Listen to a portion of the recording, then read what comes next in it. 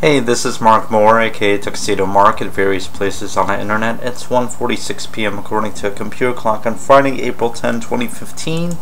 This is my review of original Sailor Moon anime episode number 37, Aim to be a Princess, Usagi's Weird Training. This episode originally aired in Japan on December 19, 1992.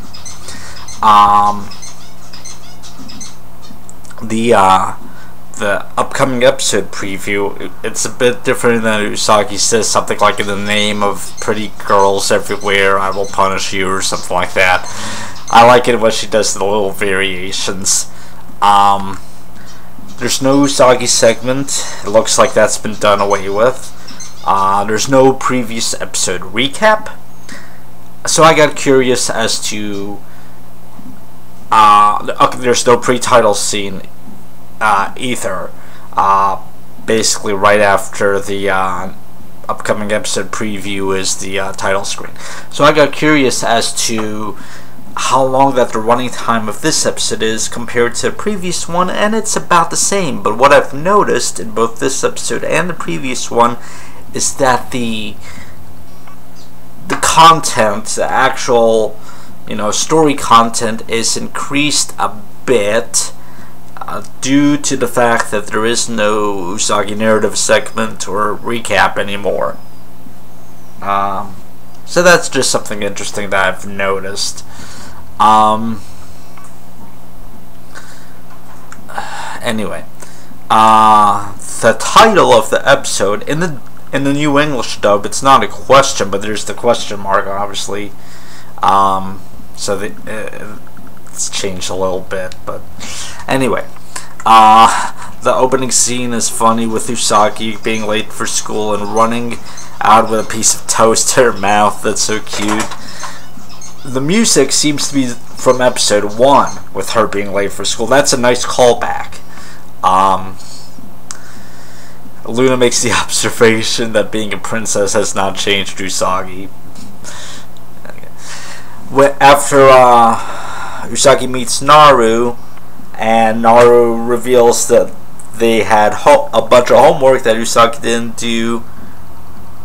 Actually, I think,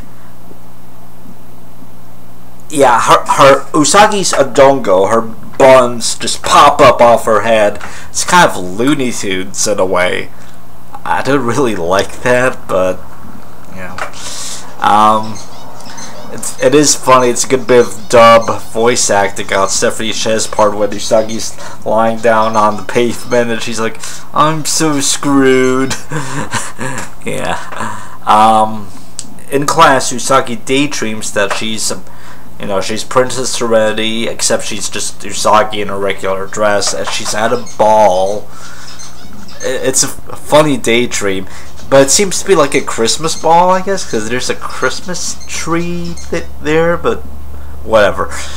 Usagi gets sent into the hallway, and it's weird that you see wind blowing in the hallway. Like in those stereotypical Old West scenes where you see the wind blowing and outside, but this happens in the hallway in school. It's really strange.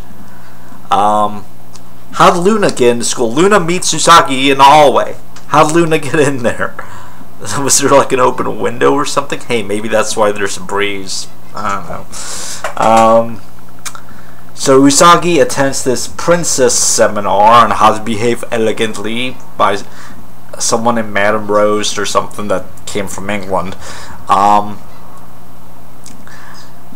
Usagi wants to get in, but it's by invitation only from a current member. But the woman says Usagi can get in on the condition that she can throw a frisbee.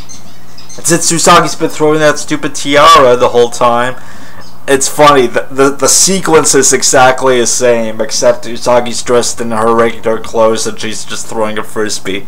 But they do the mood tiara action thing just with a regular frisbee.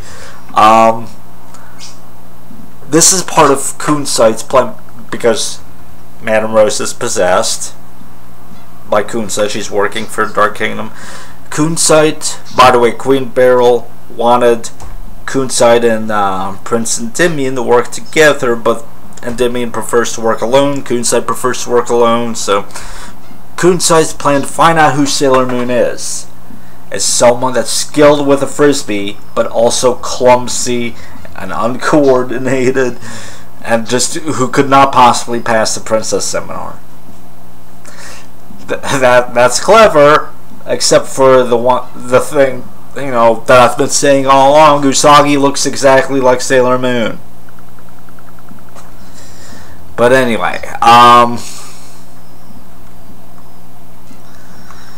so there's this funny bit where Usagi's trying to eat soup, and even though she's been told to not slurp, she can't help it. She just slurps more quietly. But she's still slurping, and everyone's staring at her. Let's see. Ami, Rei, Mako, and Minako decide to get into a princess seminar. How they get in if it was by invitation from a current member? I mean, Usagi didn't invite them because she was surprised to see them there. How did they get in? It's never addressed. And also, since the dance, the ball, is like the final session of the princess seminar. Madame Rose said so, and yet the girls are there dancing and no one questions it. It just came out of nowhere, is all that I'm saying. So,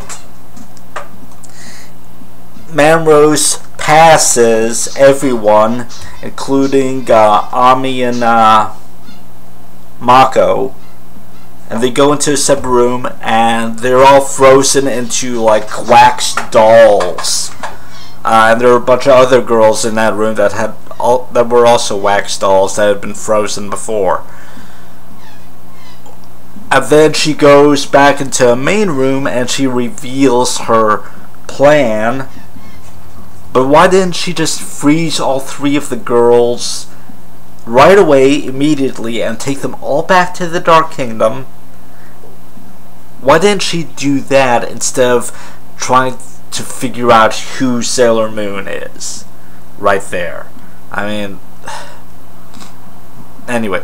But it's funny that Minako and Rei agree with their logic of that Sailor Moon would be a klutz. And Usagi's like, stop agreeing with her. But what's interesting is Rei says, damn. She's like, damn, that's some smart thinking. When Tuxedo Mask appears, why does Usagi think that he's there to save the day? I mean, the first thing that he said when he appeared was he congratulated the monster on a good job. Why does Usagi think he's on her side? Rei says, so I'm not so sure about that. She should be positive that he's, you know, not on their side. Anyway. You can see Rei's anguish. She's upset during this whole time.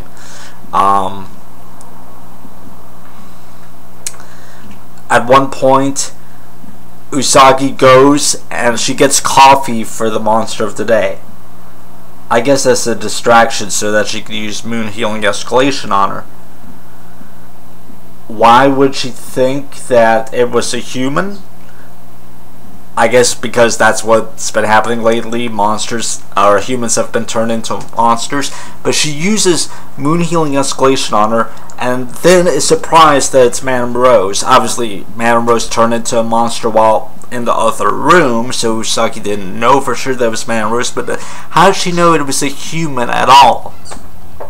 Wild guess, huh? I mean, if she did Moon Healing Escalation on her and it was just a monster from the Dark Kingdom, what then? What would happen? Anyway, would the monster turn good? But anyway, so Usagi's surprised that it's Madame Rose. But what's funny, I find this funny, is that Usagi went and got a cup of coffee. We don't see it outright, but that would mean that Usagi would have had to have gone back into the building and into the dining room to pick up a cup of coffee in a saucer and bring it out to the monster. That's hilarious. Overall, this episode, I would say it's skippable except for one thing. Luna, in one scene early on, is shown talking to her mysterious contact through a Sailor V arcade game, and then the screen malfunctions and she sees Artemis behind it. So Artemis has been her contact all along. The reason that Artemis didn't bring it up, oh, well, you didn't ask. Yeah, dumb, but that reminds me, in the Deke English dub from the 90s, this was referred to as central control. And Luna was like, Artemis, do you mean you were central control all along? I can't do a British accent, but you know. But later on, in a later Deke dubbed episode, Luna and Artemis inexplicably refer to a real central control. It's as if the writer of that dub episode didn't know about this episode where Artemis was revealed to have been central control all along. But anyway, that Deke dub's best left in the past. But yeah, so this episode, you can skip most of it, just watch that one scene fairly early on. It doesn't have much to do with the rest of the episode. It's just Luna's lamenting to her contact that Usagi's not being princess-like, but that's about it. Yeah.